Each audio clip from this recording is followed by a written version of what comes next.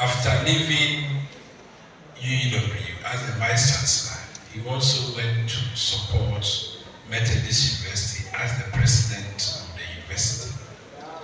Now, Prof is an agripreneur. Let's appreciate. Prof is an agripreneur now. I think when I talk of agripreneur, you understand it. He's an entrepreneur. He's an entrepreneur in the agricultural value chain. So let's see some of the few statistics about Prof. That is so fascinating. Prof now has 62 acres of cocoa farm. 62 acres of cocoa farm. He also have cashew of 60 acres. 60 acres of cashew. Maize production, he has about 37 acres. 37 acres of maize. He's also into production of yam, about 3 acres.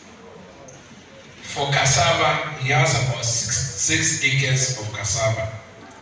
He is also into non-traditional agriculture. So he has beehives of 5. He is into fish farming. He has about 3 ponds, and each of these ponds have 1,000 capacity to have catfish. So he has each of the pond, he has 1,000 catfish. Let's appreciate. He is into cattle also. He has about 72 cattle. He has about 184 pigs. And he has about 7,000 layers. Let's appreciate him once again. He also have about 62 turkey. No wonder he was the second best farmer in the whole Ghana. So that is how Prof has come over the years. So my brothers and sisters, we are here this morning to tap into the rich experience of Prof.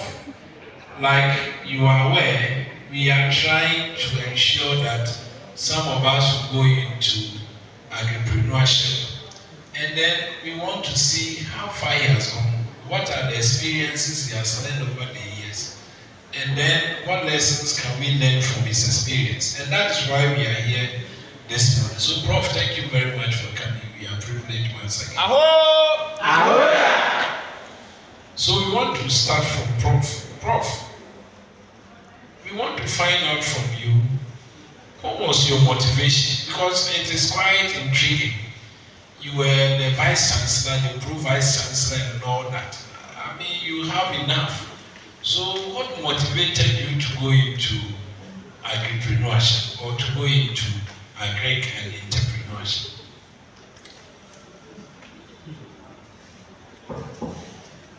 Mr. Principal, my colleague, lecturers, probably I should be given more than 30 minutes talking. Let me give you slightly my background and what she introduced me already. I mean, it was a perfect introduction. But why now into farming? Initially, this institution, when I became Pro Vice Chancellor, the advice to leadership of this institution was that the type of agriculture that we teach the youth should move away from that, and that I wish they could teach everything on the field. Like this semester, you are doing animal husbandry, whatever you call it. I am not an agriculturalist.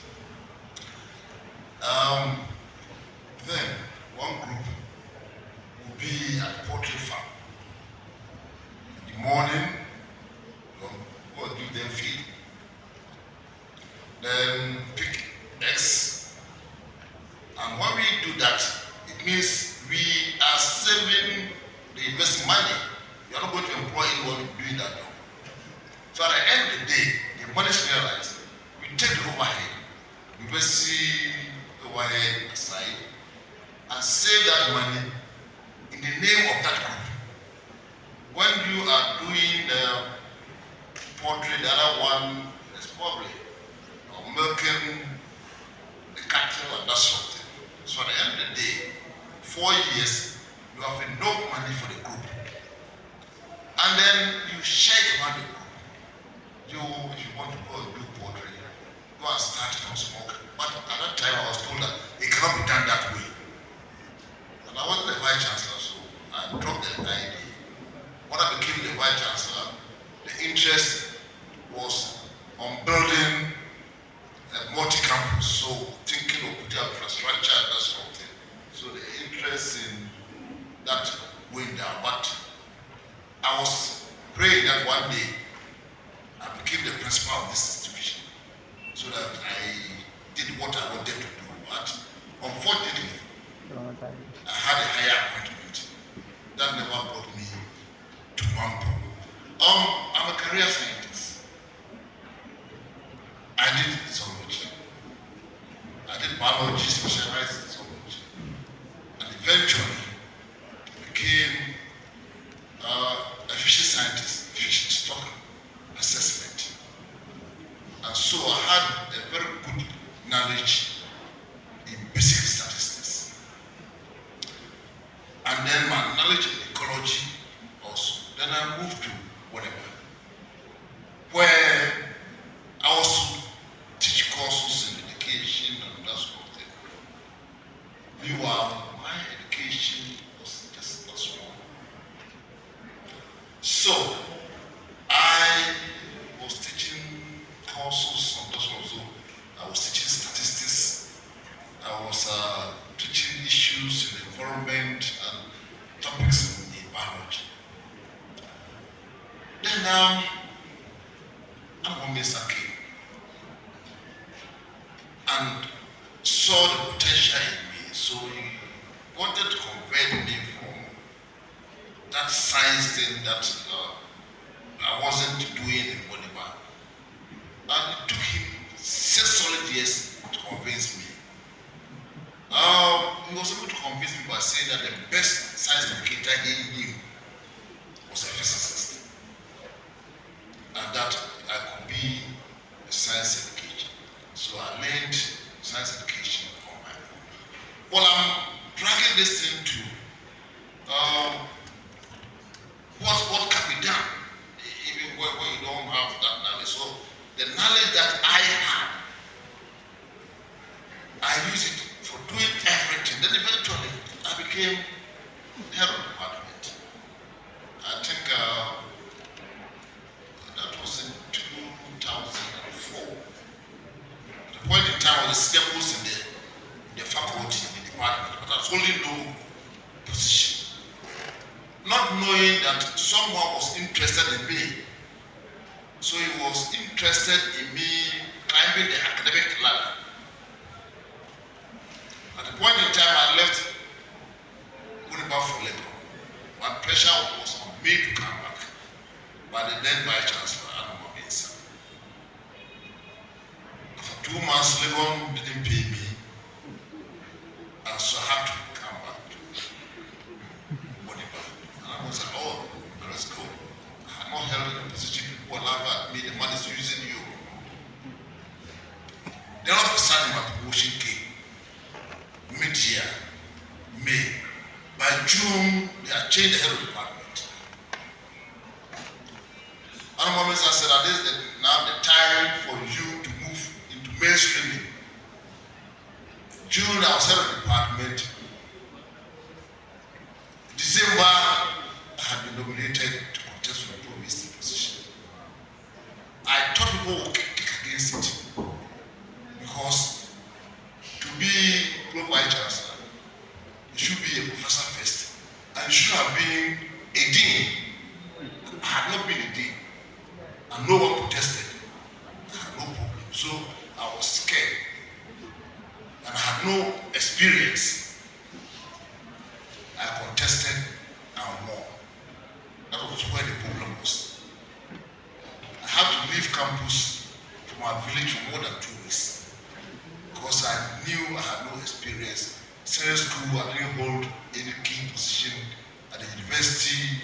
I wasn't that person, open. I wasn't that eloquent. So, then all of a sudden, I was the Prof Chancellor. The first time that I'm always attributed to the public, it was a total mess. Wow, you were not there. I mean, everyone saw that I was messing up. I was shaking. Let's appreciate. Let's appreciate.